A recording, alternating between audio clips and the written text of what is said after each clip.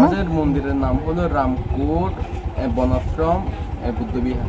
এটাই হচ্ছে রামুর মধ্যে সবথেকে বড়, রামুর মধ্যে সবচেয়ে বড় মন্দির, ঐতিহাসিক রামকোট বুদ্ধনগর। আমি এর আগের বার যখন এসেছিলাম তখন আসলে এটা কনস্ট্রাকশনের কাজ চলছিল,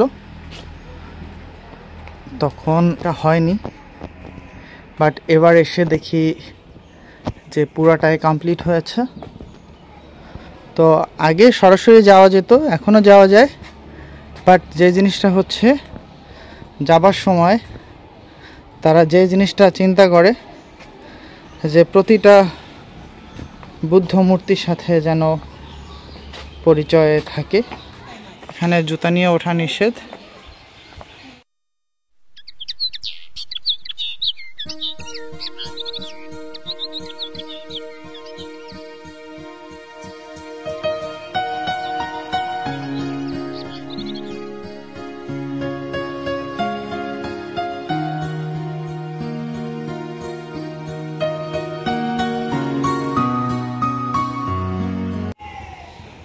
গণপ্রজাতন্ত্রী চীন দূতাবাস এটা এস্টাবলিশ করেছে। এটা হচ্ছে সম্রাট অশোকের একটা মূর্তি, যিনি হচ্ছেন বুদ্ধ ধর্মের প্রসার করেছেন। দুইটা মূর্তি দেখতে পাচ্ছি এখানে। স্থানীয় কয়েকজনের কাছে জিজ্ঞেস করলাম, এটার আসলে তেমন কোনো নাম নাই, কেউ বলে দৈত্য, কেউ বলে পাহারাদার। এটা আজকে বুঝতে পারলাম, এর আগে যখন এসেছিলাম তখন ওই রকম দেখা যায়নি। এটা হচ্ছে প্রতীকী সারনাথের একটা প্রতিমূর্তি, ভাবি বুদ্ধ সিদ্ধার্থের জন্ম দৃশ্য। আমরা লুম্বিনী সম্পর্কে বই পুস্তকে অনেক পড়েছি, বাট সেটার একটা প্রতীকী রূপ এখানে দেওয়ার চেষ্টা করা হয়েছে। এই যে ড্রাগন, এটার আসলে কোনো আলাদা কোনো মাহাত্ম্য নাই, এটা হচ্ছে জাস্ট সৌন্দর্যের জন্য। চলুন আগে আমরা।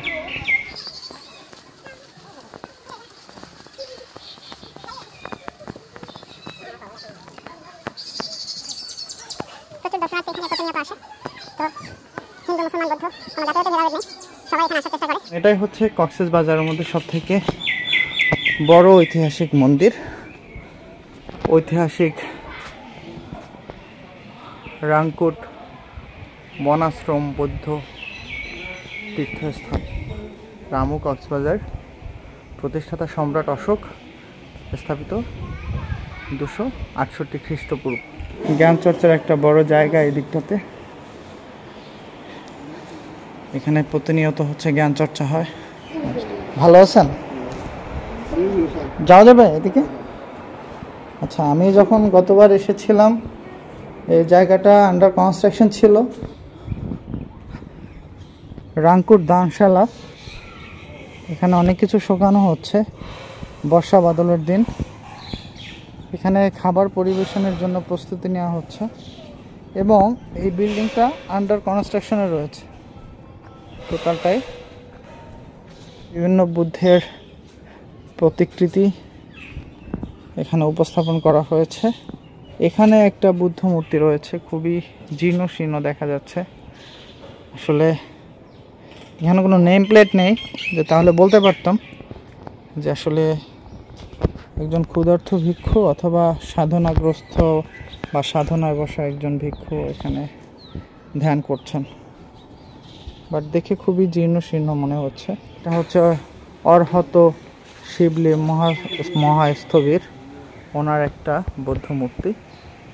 আমি আস্তে আস্তে অনেক বিষয়ের সাথে পরিচিত হচ্ছি। এটা একটা বড় ঘন্টা দেয়া আছে এখানে, আমি বাজাবো কিনা বুঝতেছি না, হাত দিলাম, দরকার নেই। এটার হয়তো ঐতিহাসিক মাহাত্ম্য থাকতে পারে তাদের, কিংবা এটার সাথে তাদের কোনো এক ধরনের মেসেজ বা সংকেত প্রদানের একটা বিষয় থাকতে পারে।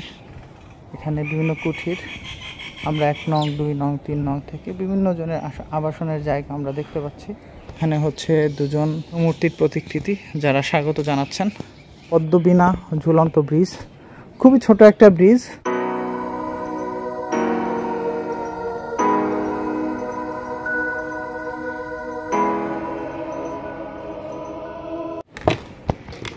এরপরেই হচ্ছে সামনে আমাদের একটা মিরাকেল গার্ডেন।